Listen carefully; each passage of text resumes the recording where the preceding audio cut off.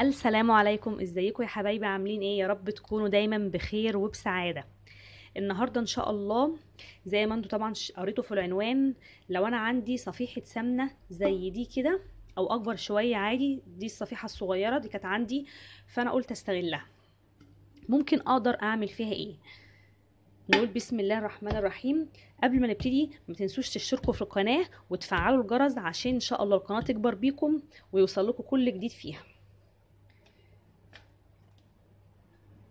هي حاجة غريبة طبعا شوية. ديت عارفين البتاعة دي اللي بتحط فيها الحلبة؟ انا بفتح مرة الكيس فلقيتها مكسورة كده، لقيت كذا واحدة بصراحة مكسورين، فزعلت لانها تقريبا انا ما عدتش بشوفها خالص، فسبتهم. انا قلت ممكن برضو ان انا في يوم اعمل فيهم حاجة، فسبتها كده وقلت ممكن في اي وقت ممكن فعلا ممكن الاقي لها فكرة ان انا اعملها بيها. تمام. انا كملت كسر عليها وكسرتها بالشكل ده. ماشي. طبعا هنغسلها او حاجة عشان لو فيها تراب او حاجة، عشان الحاجة اللي انا هعملها عليها تثبت فيها. هجيب بقى مسدس شمع وهبتدي اشتغل كده.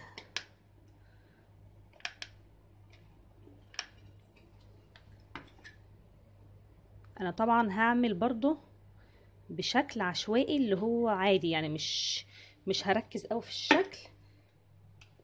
الاخر هتديني الشكل كويس وخلاص.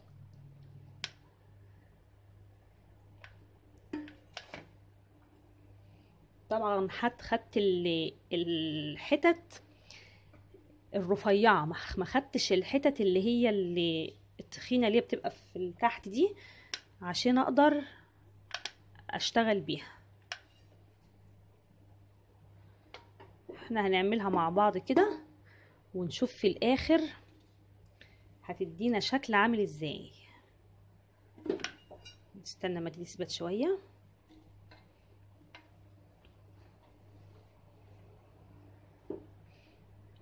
شايفين هي مش قد بعضها، بس هتديني في الاخر ان شاء الله شكل كويس. كملوا الفيديو للاخر عشان تشوفوا هي ان شاء الله هتوصل لايه.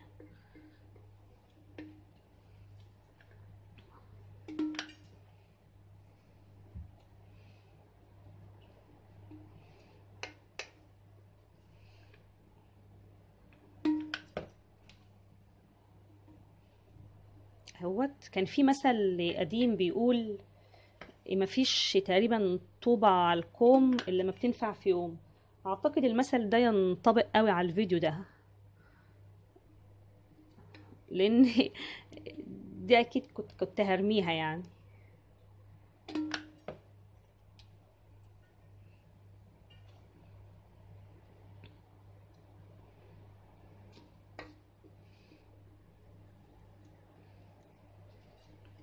انا كده عملت اللي تحت اهوت.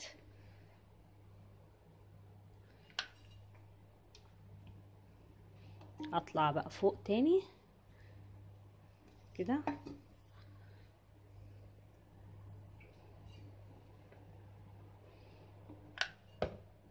اسيب ما بين كل واحده وواحده فراغ بحيث انها تبان ان هي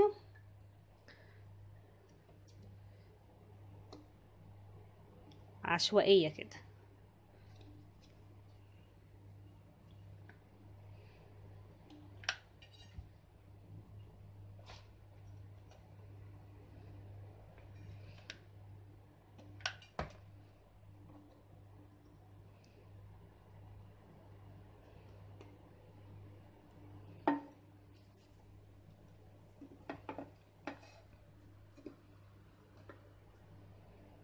هكمل شويه وارجع لكم عشان بس الفيديو ما يطولش.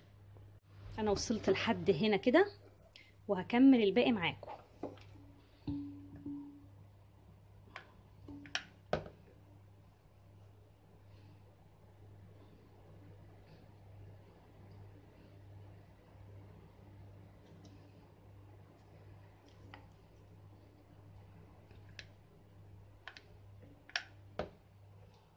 طبعا زودي شمع عشان الفخار ده تقيل عشان يثبت. ممكن بقى لو عندك اي حاجه اتكسرت، يعني اي حاجه اتكسرت، طاجن فخار مثلا اللي هو بتحطه في الفرن دول، اي حاجه من الحاجات ديت طبعا بتترمي على طول من غير ما نفكر، ممكن تستغلها بالشكل ده.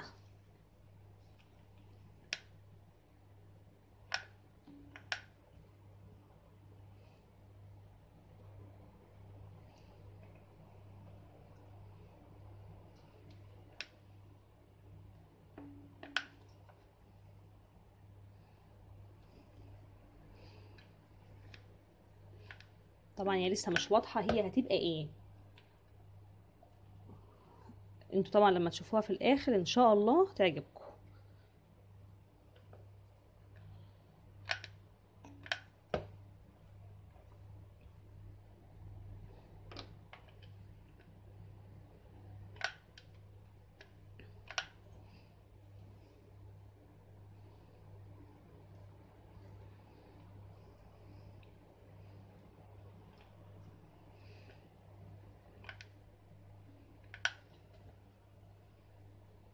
اهوت كده.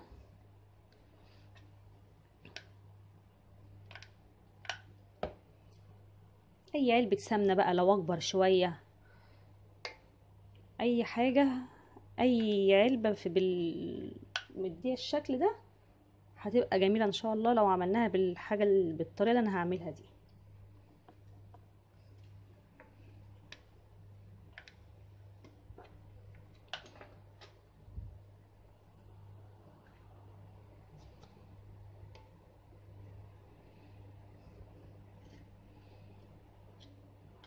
الحتة دي عاوزة تتظبط.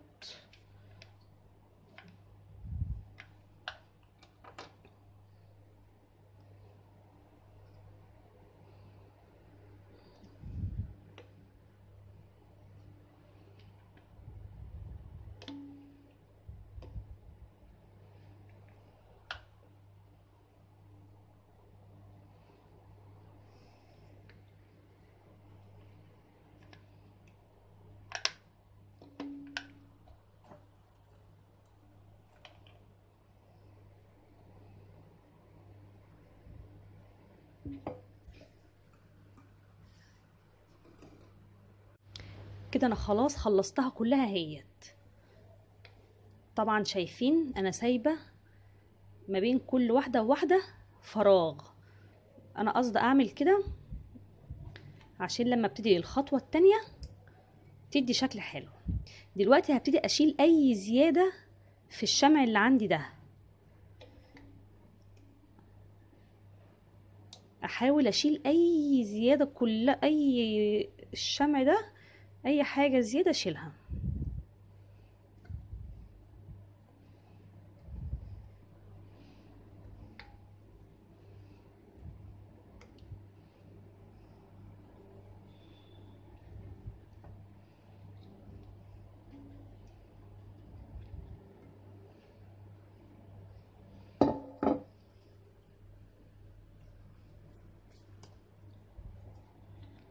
وتقريبا كده خلاص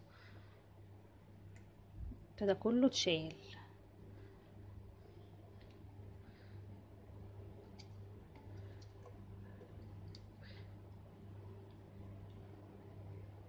في حته هنا اشيلها برضو اهوت كده خلاص. نيجي بقى نشوف انا هعمل فيها ايه تاني. اهيت هستخدم الرش ده، طبعا انتوا عارفين انا كنت استخدمته قبل كده اهوت. هبتدي بقى ارش كده،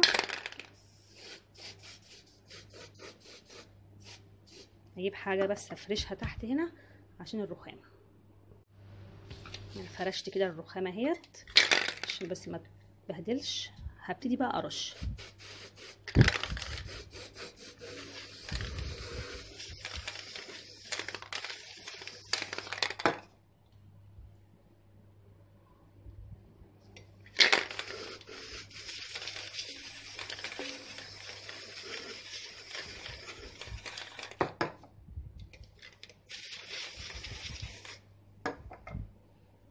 واخش في الجوانب اللي هي دي كده عشان ما يبانش حاجه منها.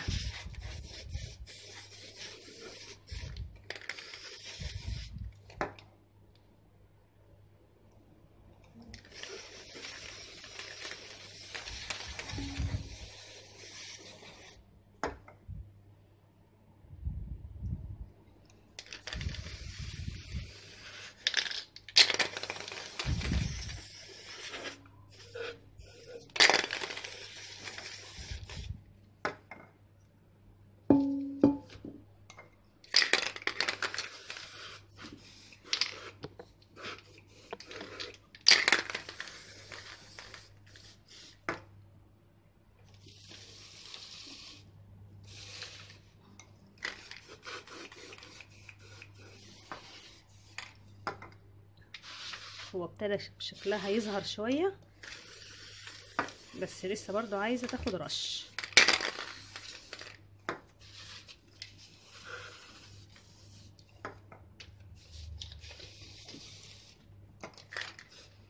الحتة اللي جوه بقى دي برضو هرش فيها شوية عشان مش عايزاها تبان،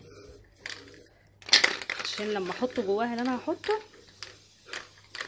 ما يبانش هي ايه اصلا دي.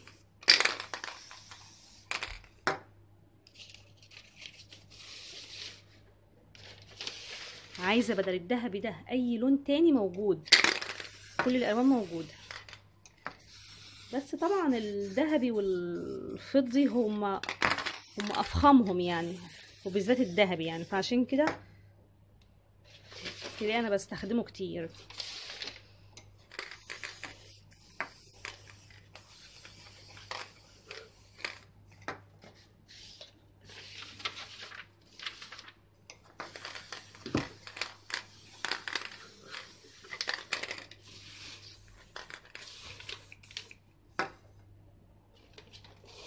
هسيبها بس تنشف وارجع اوريها لكم، اشيلها لكم واوريها لكم واقول لكم انا هعمل فيها ايه تاني، عشان كده مش عارفه اشيلها عشان هي كده فيها الرش. ده ورد اهوت كان عندي في فازه قديمه، ابتديت احطه بالشكل ده. شايفين المنظر بقى عامل ازاي؟ عايزه اقول لكم ان هي شكلها بقى احلى من الفازه اللي كانت عندي، اللي انا كنت شارياها قبل كده، بجد بقى شكلها احلى منها. شايفين الورد عامل فيها ازاي؟ وما اعتقدش ان في حد هيتخيل ان هي اساسها ان هي تكون علبة سمنة اهوت.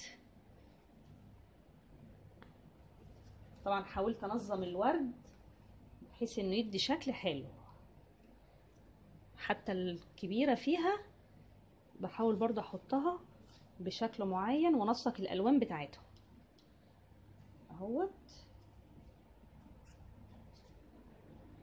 كده.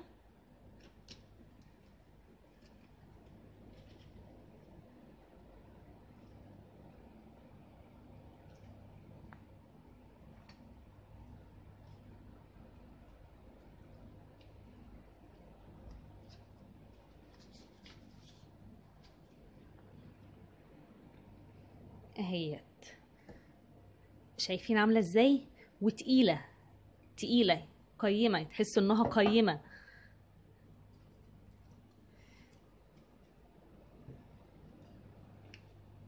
اتمنى انها تكون عجبتكم وتكون فكره كويسه وتجربوها ان شاء الله. ان شاء الله استنوني في فيديو جديد، وما تنسوش الاشتراك في القناه وتفعيل زر الجرس عشان يوصلكم كل جديد. السلام عليكم.